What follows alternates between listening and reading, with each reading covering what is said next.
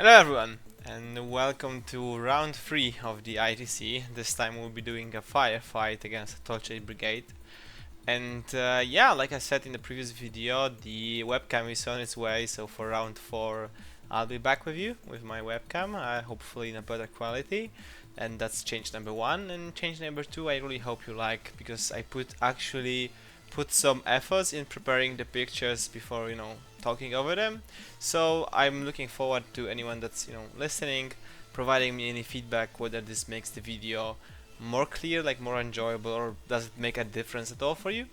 Without further ado, we're matched against Torchlight Brigade, and yeah, but basically it came down to me and Svalheim. We got the choose of our pairings, and we could play either against the Torchlight or against the Corregidor.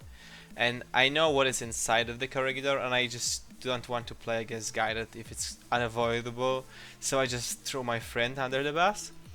But the funny thing is that I absolutely have no idea what is in the Torchlight. I think from the release of the Torchlight I've played like 2, maybe 3 times. I know that there are Wave Riders that shoot pitches and the Guided and the Prime, but I just did not know what to expect at all. So I just came in with like open head into this game, and yeah, this was not a typical Torchlight Brigade list, I can already tell you. Shout out to my opponent, very kind sport, I had a really lovely time, and yeah, very much one of the favorite games of the tournament. It was really fun, and it came down to like, what do you care? If you shoot, if you hit, then you hit. If you don't get hit, then you don't get hit. So again, shout out to my opponent and the entire team.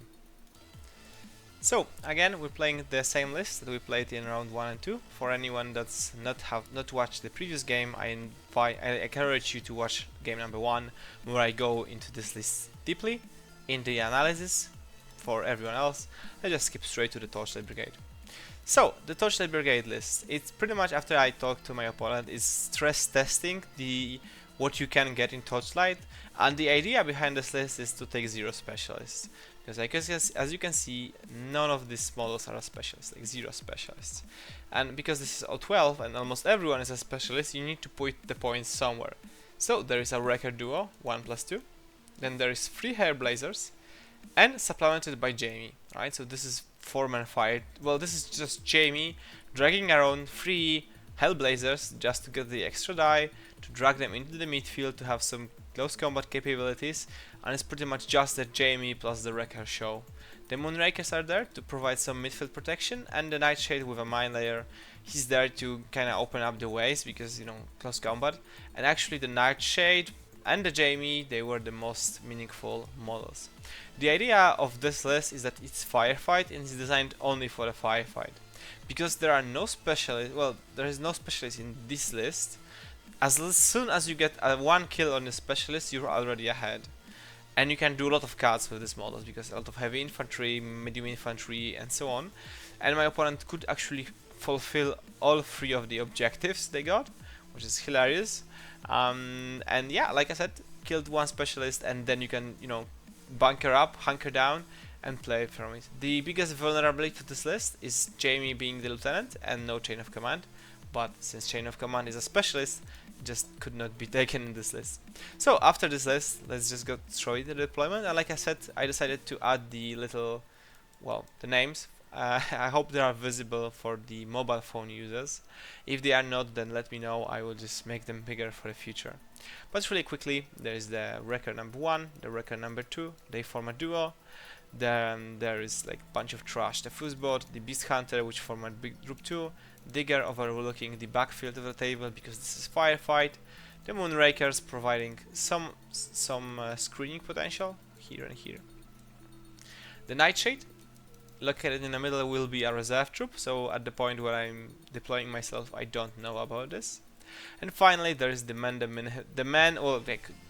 myth, whatever, Jamie with the Hellblazers, right? So this is pretty much, and the Wreckers are the only things that I have to worry about. And the Wreckers, because they are tags and the table is, allows me, I can pin them in place with a lot of my long range guns. So after my opponent deploys all of his stuff and just walks me through what he has, I'm like, where's specialists, right? Where are your specialists, my friend? Where are your specialists? And they're like, he says, none, 0 specialists, 0 specialists. And at that point I realized that I'm just going to be playing from behind, and there is no way in hell that I can catch on specialist skills. But at the same time, it's kind of freeing because I don't have to worry about hiding my specialists. I just, you know, give up, and I know that I will be playing from behind. So here's my deployment, and importantly, key to note, the Fennec fire team located around here. Then the Fugazi covers this flank, the sensor bot covers this area, because I'm seeing this list, and like I said, I have no idea what Torchlight has. At this point, I don't know what's coming, so I think to myself, okay, then it has to be a drop trooper, right? It has to be a dropper, it cannot not be a drop trooper. So that's the way head carry is also looking at the back side of the table. And the flash pulse is covering this side of the table, and Fennec's this side of the table, which protects me against the parachutists. The baggage is there because it's, you know, not to die pretty much. And then the Firefly with the Griffin located here. So while I deploy them, I for some reason check with the silhouettes and so on, and I think I have a line of fire to this sort of area, and I think I covered this area. So this is my idea. Unfortunately, this is not the case, and this Griffin contributes absolutely nothing to the defense of my deployment zone. And the earliest that Griffin can see is, you know, someone going onto the roofs or onto these roofs, which is not going to happen.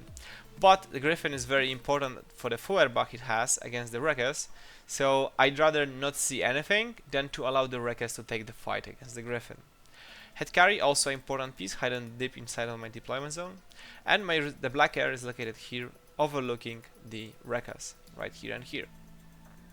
So the black air is outside of 32, right? And this is a very favorable fight for me to take on the Wreckers, and this pretty much pins the Wreckers in place until the black air is removed. I then supplement the black air with the blink from the reserve, also overlooking the Wreckers, so at this point I'm quite confident that the Wreckers will not go out of this position unless, you know, to travel to get inside of the 30-inch range. My opponent reserve drops a camo marker next to a nightshade mine layer. So this is the blink, and the idea behind the blink is not only to put the Wrecker in place, but also to have a line of fire to this area and to some extent to this area, which again proves to be not true because I kinda overestimate how big this silhouette would be, and you know, I was just too lazy to check it out.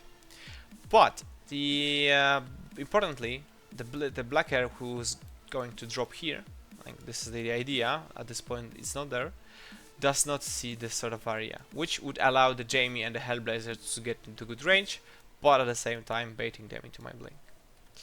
So the opponent reveals a hidden deployment marker which starts jumping, and at that point I have no idea what can it be because I don't know the Torchlight, and I start kinda panicking. If it's running straight at me, then it must be a tool that can reliably kill the black air, right? So at this point, it's all hands on deck. Then I realize the Griffin does not see it here, and the only models that can potentially see the camo marker are this guy and the Yamabushi. So as soon as the Nightshade is inside of the range, I declare discover with the Yamabushi, delay with the sniper, which obviously makes that the Nightshade cannot reveal. The Yamabushi successfully discovers the Nightshade, although, sorry, I successfully discover the Nightshade in this position. But at that point, the Nightshade could just SMG the Yamabushi off the table, and I would be in a really terrible position. So once the Nightshade idles, I reveal the blink to put the pressure on the Nightshade and dodge the Yamabushi forward. So at that point, my opponent, if he wishes to shoot into the Yamabushi, the Nightshade risks a shot from the blink on a 7. So my opponent decides to instead dodge with the banger bombs to survive from the blink. He succeeds, moves this way, but this allows the Yamabushi dodge to go unopposed, getting me closer and reaching inside of 10-inch range with the chain rifle. The Nightshade is under a lot of pressure now from the chain rifle and the blink, so it just decides to YOLO forward and get inside of the range where it can then jump into the black RCC. Desperate measures, blink shoots, the Yamabushi chain rifles, the blink shoots 3 times with a pistol. Nightshade uses the banger bombs, fails the dodge, and just goes KIA, just goes unconscious right here, leaving me a body, which is important for the Predator. At that point I assign a big huge sight of relief, which allows me to take this photo only after the nightshade is KIA. So then the wreckers cannot move, so it's pretty much up to Jamie. My opponent really thinks for some time and then figures a spot where neither the Blacker, neither the Griffin, neither the Blink sees, and just casually starts walking toward my deployment zone. And like the Jamie just starts shooting my stuff with the Hellblazers following him. Jamie just deletes the Blacker, then takes the fight inside of a 16-inch range against the Black Air, puts him unconscious, shoots into the Tech B, deletes it, and at this point I'm really feeling the pressure. But the Jamie would have to fight the Blink and the Griffin at the same time if they were to vault here. So after some consideration, the Jamie decides to retreat. And I really feel the pressure because the Jamie is now, well, not the Jamie, but Torchlight is up on points because they killed more specialists, just the Tech B. So it's up to me to chase them, and they can just, you know, hide the Jamie in the corner and I will never catch it.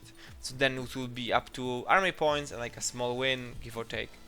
So let's just start the show. So really quickly, the wreckers, while they're watching this area, they cannot block my way, and I don't want to take the fight against them with the Blacker nor the Blink because it will take forever for me to kill them, and I need every single order I can have to kill the Jamie.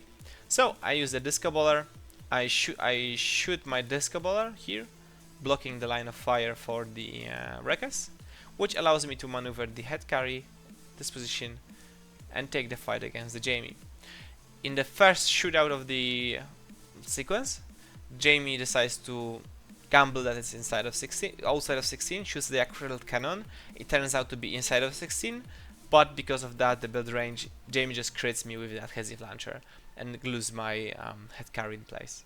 So normally I would be fucking like in a really bad position, but luckily a speedball mechanic, I just drop a speedball next to the sensor bot. The second speedball is a jetpack, but I just drop it on the roof, forget about it. The Pathfinder bot then takes the switcher, revives the head carry, and like next to the head carry. I have two orders at this point, and I think to myself, well, I'm probably only getting one shot at the Jamie anyways because it just gets to the cover, so there's no point in me giving the Pathfinder for free. So the Pathfinder bot just crawls away. Then the head carry walks up, takes the fight against the Jamie and retreats. And I like shoot the Jamie 4 times. I get a crit and 3 hits. Jamie just whiffs completely, takes 5 saves and just completely disintegrates in like million pieces and just collapses to the floor dead. And this is huge because first of all, it's a lieutenant kill for the firefight points. Second of all, it's loss of lieutenant without chain of command. So this is absolutely huge lucky roll from the head carry part. Then the Trauma Dog walks up to the Blacker, crawls back, revives it, burns all of my command tokens in the process, but gets the Blacker up very importantly. The Blink is then safe to maneuver behind the Eclipse to cover both wreckers. And then at the end of the turn, the Blacker just returns to the fire team. So at this point, without the Jamie, it's all up to wreckers. And the wreckers try, they really try. They don't have a lot of orders, so the first wrecker takes the face-to-face roll against the Blacker, which turns out to be outside the 32 as we presumed, takes a wound in the process, Blink like whiffs completely. Then the second wrecker just, you know, and because of that the duo allows the wrecker to move this way. Then the wrecker maneuvers this with tactical awareness here, with irregular order moves here, picks back, takes the fight against the Blacker. It's inside of 32, it can shoot just the Blacker but not the Blink, but I win the face-to-face roll and put 1 wound on the wrecker. So each of those wreckers are now wounded. All of the Hellblazers go to suppressive fire, the Moonraker climbs on the other side of the stairs, on the building, and that's pretty much it. Then it's up to me, and it's pretty much time to clean up the table. Firstly, the Griffin goes down, and then uses jump million, like jump 11. Oh, sorry, casually walks up here with the Firefly, takes the fight against the wrecker, which because of the loss of lieutenant could not get back into cover. It takes me 1 order to put it unconscious, second order to just completely destroy the wrecker and put it out of the table. Then the head carry starts maneuvering this way, or rather like, whoops, this way, with the sensor bot, and starts engaging the wrecker instead of 24. It takes me 3 orders because PS7 kinda sucks, but I consistently land 3 or 4 hits into the wrecker, and at some point the armor just gives in and the wrecker goes unconscious. I then bring the Banshee from the parachutist because the digger is not looking this way. For some reason it moved. And then I just move to the wrecker and coup de grace it and retreat. At some point during the turn I also coup de grace the Nightshade, which means I now completed the Predator by coup de gracing 2 models. And yeah, at that point, if I something takes care of the of my guy, the Banshee. I think it was the Moonraker that kills it. Then is just Hellblazer with repositioning, nothing really meaningful.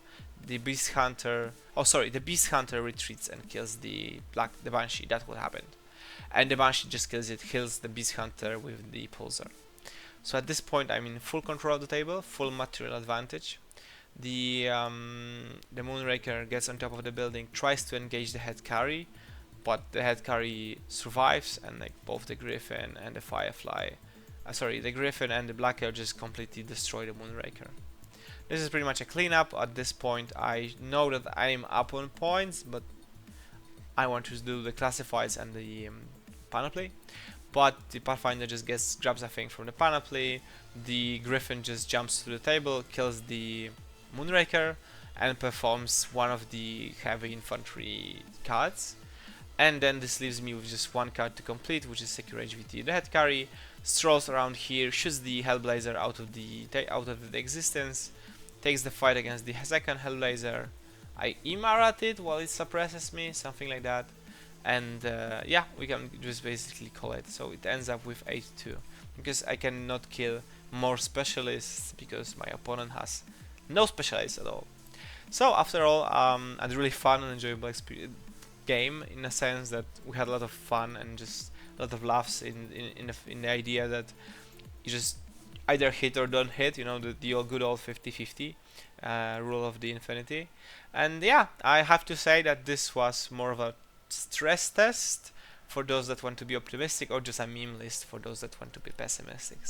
So yeah, I don't think that it's worth, you know, crippling your entire list to not take any specialists, particularly if you're running a 12 and their entire shtick is taking specialists. But like my opponent discussed, he realized that this must not be the greatest idea, but he wanted to stress test it. So yeah, really a game that was put on the back of the Griffin, the Black Hair, and the head carry. This 3 models just, you know, put the game on the back. I do know that, you know, you could say that the Black Hair put the wreckers in place, but at the same time I think just the Banshee and the regular sniper would do the same. It's more the fact that outside of 32 inches it's difficult for the wreckers to fight against any sort of meaningful arrow. And the Griffin is just a perfect tool to kill the attacks. So thanks everyone for watching, and I hope you enjoyed, well, at least 2 of the pictures were made with the stickers. Let me know if this is something that helps you, and I will be sure to add to every single picture the stickers. And if it's not relevant, then just also let me know. So thanks and have a good one. Bye.